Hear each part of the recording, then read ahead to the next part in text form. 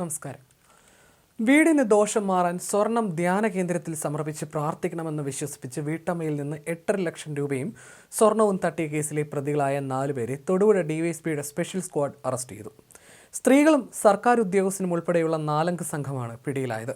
Purappuzha government technical high school ജീവനക്കാരനായ വിജീഷ് അജയ്കുമാർ, സുലോചന ബാബു, മകൾ അഞ്ജു ബാബു, ഷാജിദ എന്നിവരാണ് അറസ്റ്റിലായത്. കരിമണ്ണൂർ സ്വദേശിനിയായ 66-കാരിയാണ് തട്ടിപ്പിനിരയായത്. 5 തവണകളായി 11 പവൻ സ്വർണ്ണമാണ് ഇവർ തട്ടിയെടുത്തത്. ലോഷൻ, പപ്പടം, കത്തി എന്നിവ വിൽക്കാനെന്ന വ്യാജേന വീടുകളിലെത്തി വീട്ടുകാരുമായി അടുപ്പം സ്ഥാപിച്ച ശേഷം വിശ്വാസം നേടിയെടുത്താണ് പ്രതികൾ തട്ടിപ്പ് നടത്തുന്നത്.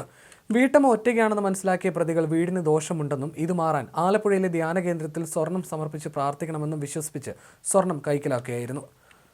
വീട്ടുകാരെ സമീപിച്ച് വിശ്വാസം നേടിയെടുത്ത ശേഷമാണ് സംഘത്തിന്റെ തട്ടിപ്പ്. സംഘത്തിലെ പ്രധാനിയായ വിജീഷ് അജയ്കുമാറാണ് മറ്റ് സ്ത്രീകളെ വാഹനത്തിൽ വീടുകളിൽ എത്തിച്ചിരുന്നത്.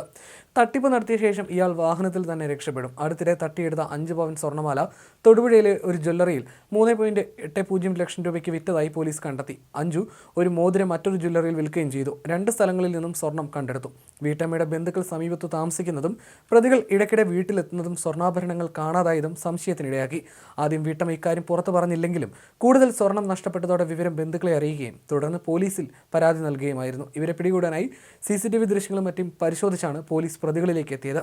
കോലാനിശ്ശേരിക്ക് സമീപം കാറുള്ളതായി മനസ്സിലാക്കിയ പോലീസ് ഇവിടെ നടത്തിയ അന്വേഷണത്തിലാണ് പ്രതികൾ പിടിയിലായത്.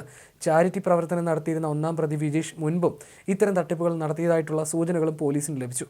പ്രതികളെ റിമാൻഡ് ചെയ്തു. സമാന രീതിയിൽ തട്ടിപ്പ് നടത്തിയതിന് കോട്ടയം ഈസ്റ്റ്, പാലാ പോലീസ് സ്റ്റേഷനുകളിൽ ഇവർക്കെതിരെ കേസുകളുണ്ട്. പ്രതികളെ അടുത്ത ദിവസം കസ്റ്റഡിയിൽ വാങ്ങും.